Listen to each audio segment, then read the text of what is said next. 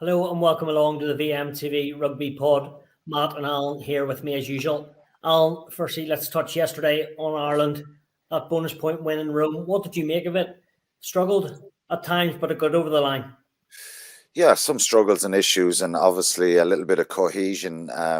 Not as good as we've probably seen previously in the first couple of games, but we always knew Italy were going to be a strong, tough proposition. Their confidence at home, the opportunity playing the number one ranked team in the world, all that kind of stuff. It was, it was a massive test for them. And I think, we obviously had Sebastian Negri on the podcast last week, and I spoke about emotion and getting that balance right about not just all guts and, work rate and passion and all that stuff. They're now a team who can attack really well. They know what they're doing. Garbisi made a big difference for them. From an Irish point of view, I think they'll look back at certain parts of the game. Yes, that they were a little bit inaccurate and they could have been better. I think defensively probably was the big concern when they look back at it. Over 20 missed tackles, I think it's a high number. I think it was 23 or 4 missed tackles in total. So I think, look, you're always going to get some missed tackles, a bit of evasion, guys stepping people, and Ireland's missed tackle count against France was fairly high as well, but they had some brilliant scramble defence.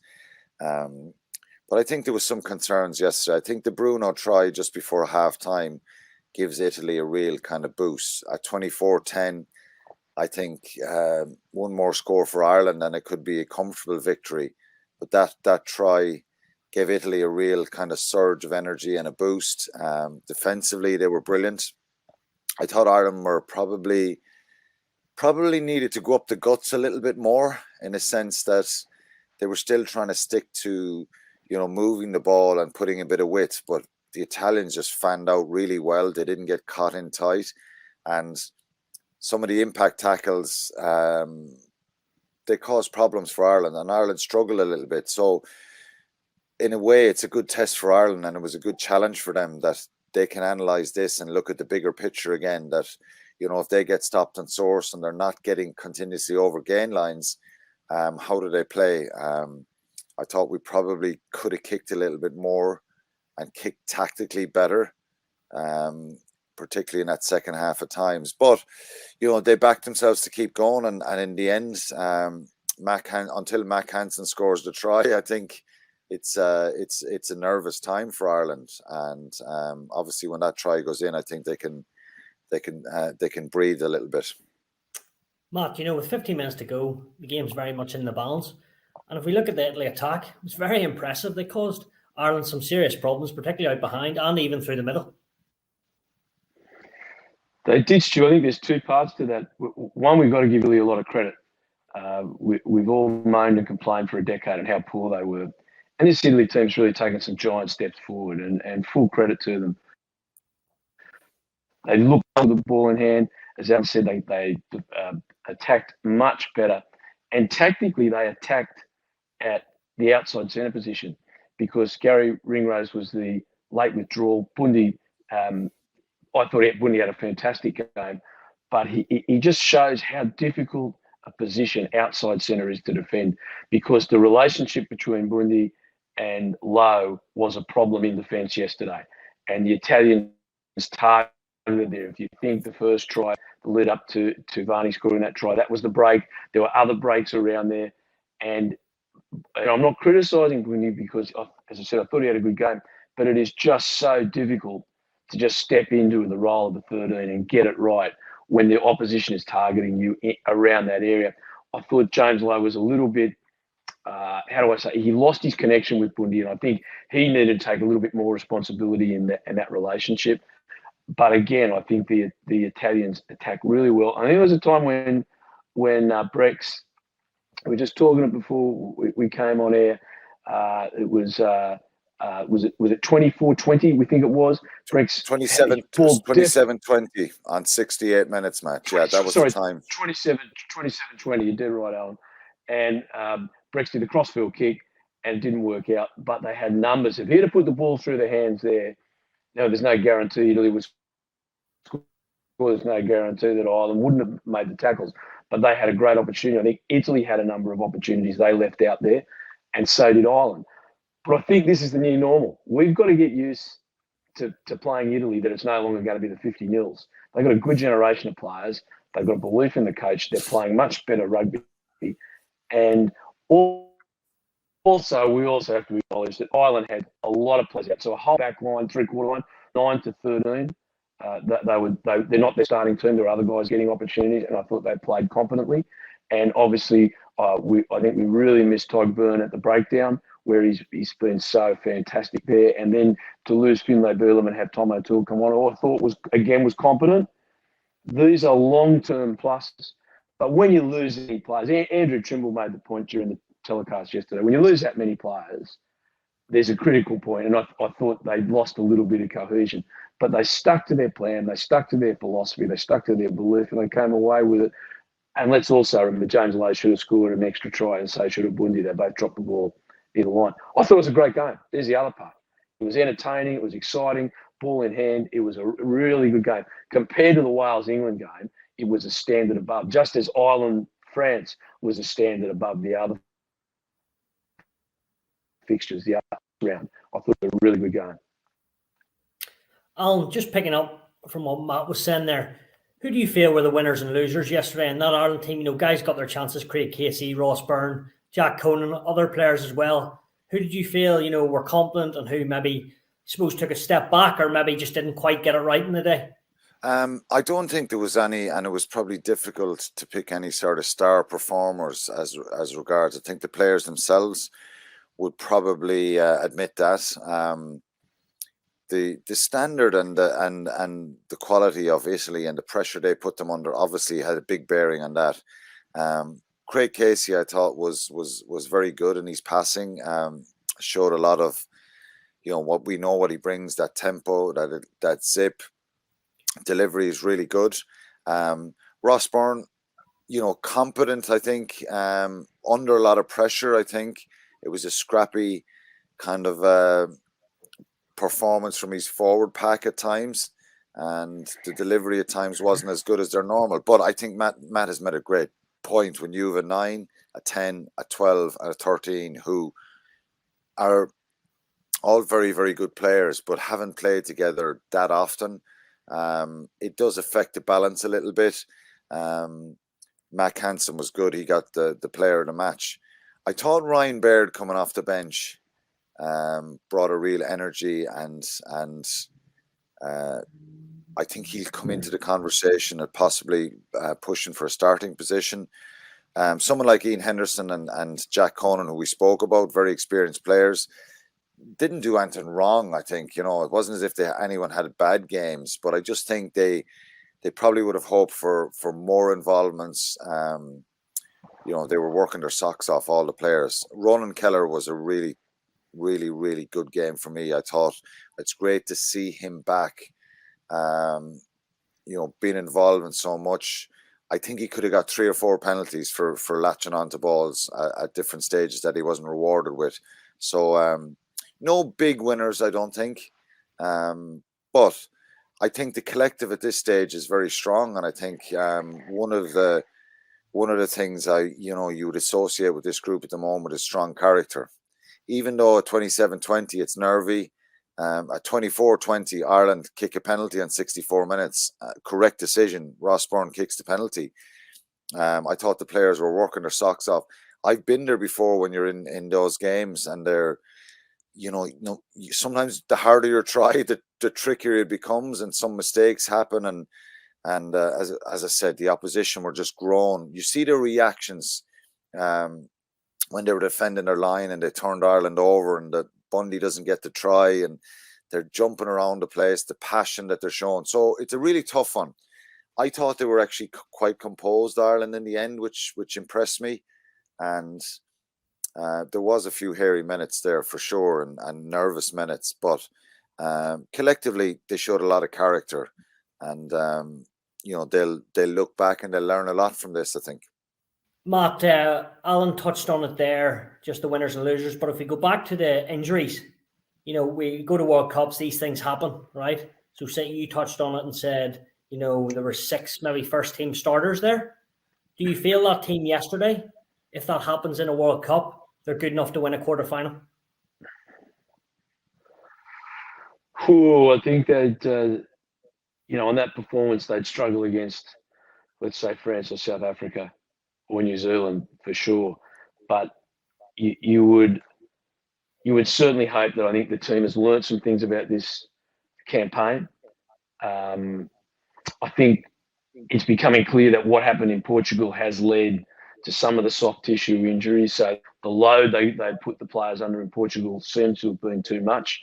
There's, Robbie Carney was telling me yesterday we were talking about soft tissue. And soft tissue means muscle, and we've got a lot of hamstring and calf injuries. Is the load, your age, past history, and the surface you're training on. I think they're going to have to really look at do they train on the 4G pitch and then move to grass? Do they stay on grass? Is their load they did in Portugal impacting on the injuries? I'm not criticising them in any way. I'm just, because I've got great respect for Jason Cowman. He's one of the best in the world.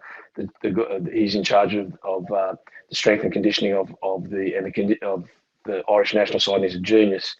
I just think this is a great learning curve for them. But if we look short term, coming back, Furlong should be back, Henshaw should be back, Ringrose should be back, and Sexton should be back.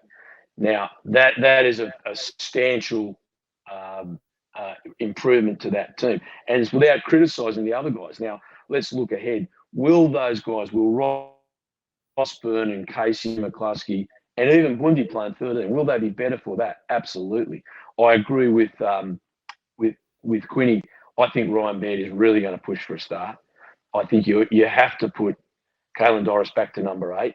He's one of the best number 8s in the world, and he was not missing from the game yesterday, but he wasn't impactful as he has been when he's number 8. So therefore, that solves your problem of who's at 8. Now what do you do about 6? Do you put Ryan Baird there? Is Peter O'Mahony producing enough to stay there? These are all great problems for the coaching staff. Great problems. So I think there was a lot of pluses coming out of yesterday. Matt, if I could say starters in a quarterfinal. Matt, if I could just ask you, because obviously if I say it, I'll be told it's I'm being biased towards Munster. But I probably said it here 2 weeks ago that if Gary Ringrose is out of the team, it's a concern, it's a worry. There's no like for like. But actually, in fact, there is. Anton Frisch is someone I think this could potentially open the door as regards him being an outside centre option, because I think that he has incredible gas. He's shown brilliant ability in his performance for Munster. Do you think, am I thinking rightly or wrongly, that he is a similar profile player to Gary Ringrose? And it is the hardest place in the field to defend. It's a nightmare position. Bundy Aki actually had a brilliant game yesterday, but it's so difficult to defend that 13 channel, and possibly the balance of that defence. It makes it more difficult with James Lowe and giving him confidence as well. Alan, I think you're spot on. I think they've learned. So the 4 centres, I think they were going to the World Cup with Ringrose, Henshaw, Bundy, and McCluskey. Now, all of them are specialist 12s, except for Gary. So what happens if Gary's out? I think they've got to look at someone like Frisch. I think he's a great prospect. The difficulty they have is they're a long way down the path of having those 4. Now, remembering, let's just remember here that Henshaw is a better Henshaw is a great 12, but he's a better 13 than Bundy is a 13. Robbie's had a lot more experience playing 13 than Bundy has. So I don't think he's out of the picture. And I'll say this, Quinny, he is the future. He is the future. I think he's a fantastic prospect. Whether they can get him in the time remaining for them, I think that's the dilemma for the coaches. He would have to be in a squad pretty quick for it. Or if there's an injury, he would do it. But and Alan, what I think we need to get across to everyone is the need and the need for picking specialist 13s.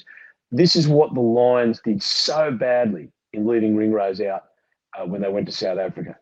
I couldn't believe they didn't pick a specialist 13. and they paid the price. You must have someone. So just so everyone knows, what makes it so hard is exactly what we saw yesterday. The ball is inside you. The ball's coming from a scrum over this side or a line out. But there are 3 players outside you, and you've got to wait till the ball passes you before you make those decisions. Sometimes if you've got a good 12 inside you can go early. But then you've got to make the decision, who do I go to? Do I jam in and try and shut it off? Do I sit back and slide? And let me tell you, it's very easy on a whiteboard with X's and O's to draw it out. But people like O'Driscoll and Ringrose make it look easy.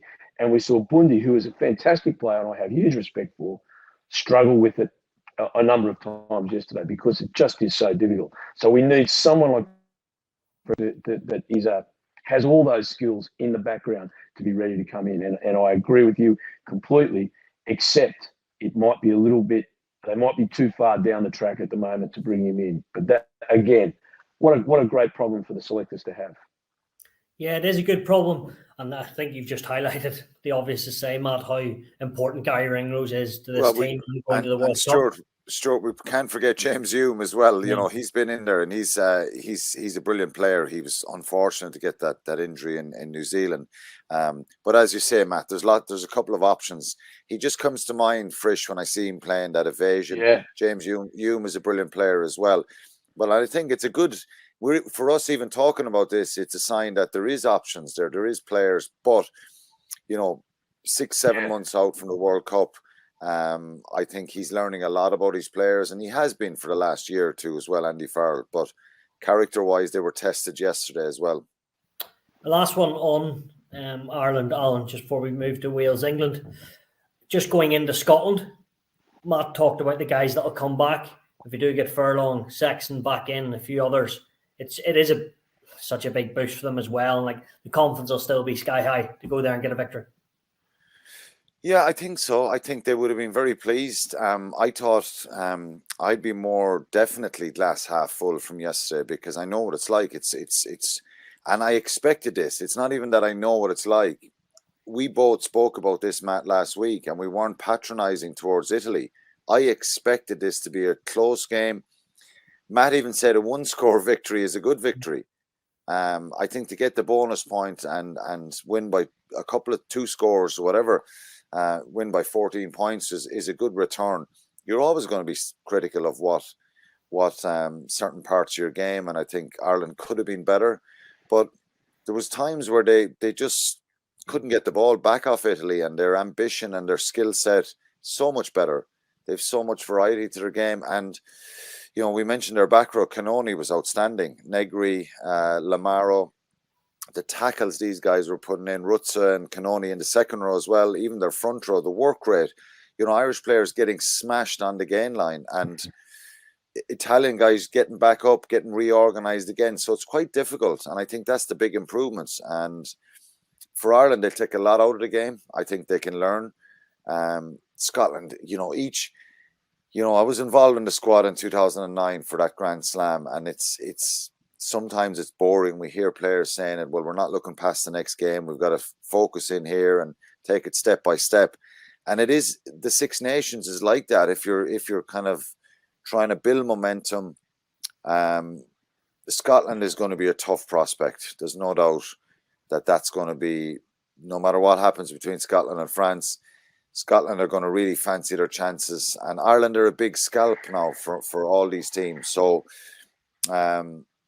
if you get players back of the caliber of Gibson Park and Furlong, Henshaw, Ringrose, it's phenomenal. It's phenomenal for Ireland. And I think if they can have, Tadhg is a loss to the team. He's so many involvements. But if they can get 4 or 5 of these top quality players back in for the run-in, not just Scotland, but Scotland and England, I think it'll give them a huge boost. They've won 3 games. They've got maximum points. Is there little holes to pick, disappointments and things they could be better at? Of course, but they're building nicely. And I think they'll be in good shape going to Murrayfield. Yeah, they will. Matt, if we touch on the second game of the afternoon yesterday, if you want to, that is. England v Wales. I'm going to sign off here now because I'm worn Not out really. that yesterday. Yeah, I leave it up to you, Matt. There. Matt, Alan was there, so we won't ask him. He's No, ready you to can't. go. No, I'll do the heavy lift. I'll do the heavy lifting. But England get over the line, Matt. Yeah, But like Stewie, Wales sorry. weren't great. Well, Stu, just to finish off on the island game too, 20,000 Irish travelled, and they saw some real entertainment. Two teams really going out, positive attitude.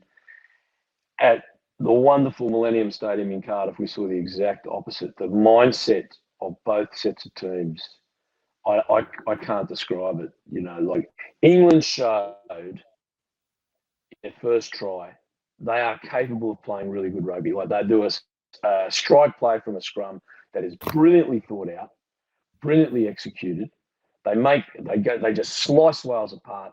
There's a tackle 5 metres out, a very good tackle. Hands, really great hands. Don Brown throws a cut pass to Watson. Fantastic try. We don't see any sort of sparkling rugby for another hour. The kicking was just mindless. It's just England just got ahead and said, well, we've got to get ahead. We don't care. We don't want to play. And Wales had again, the third time in a row, I can't see any structure about what they're doing.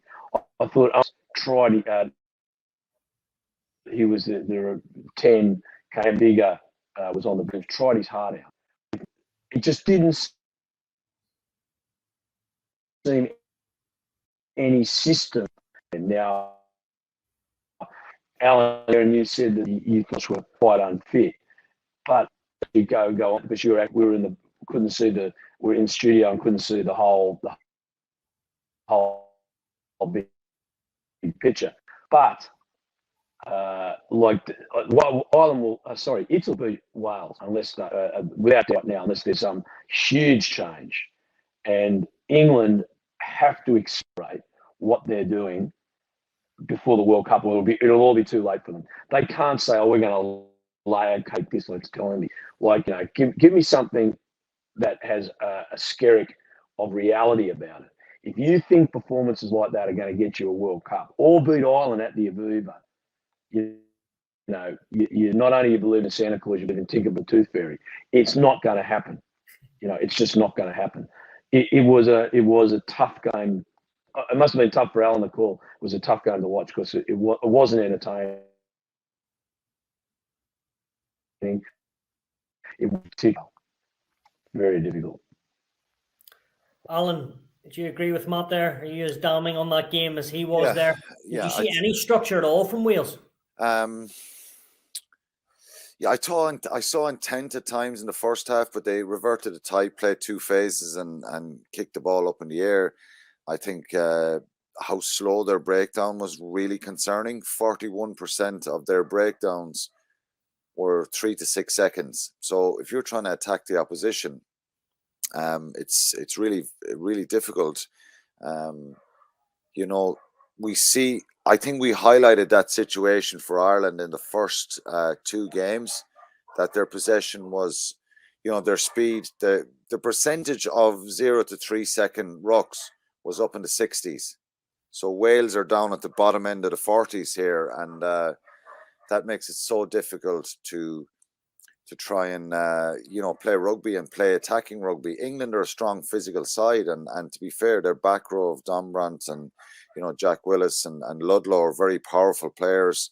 Ollie Chesham, fit, big work rate, Atoje. So that kind of back 5 at a scrum, they're very athletic players, and I think they stopped a lot and broke down a lot of what Wales were trying to do. And they just look.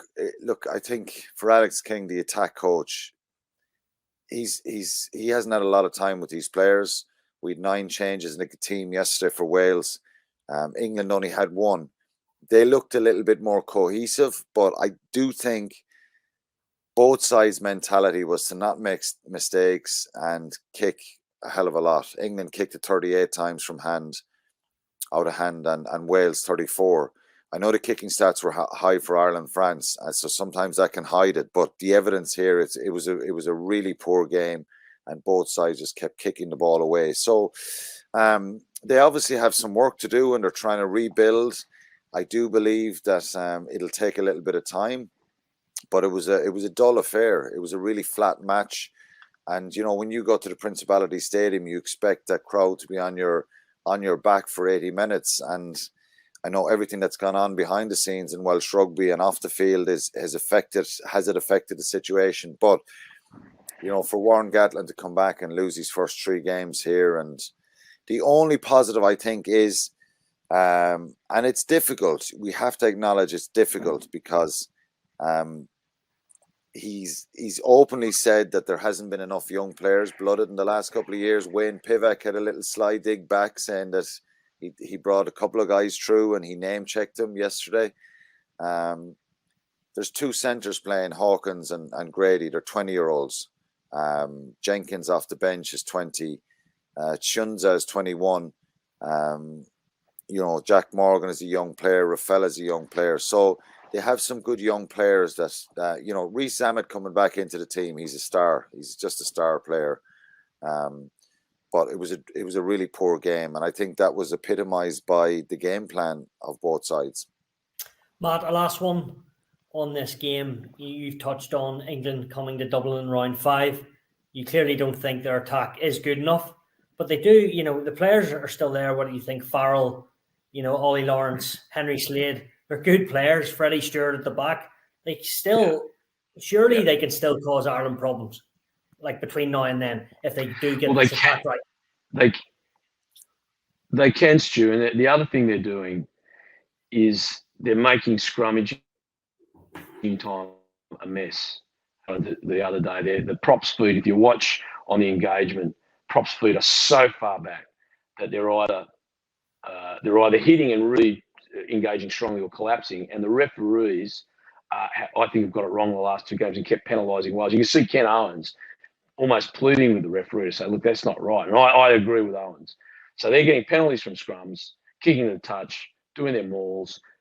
But this is what frustrates me about both South Africa and England. They've got quality players. There's no 2 ways about they've got quality players. And they can attack. And their first try showed that.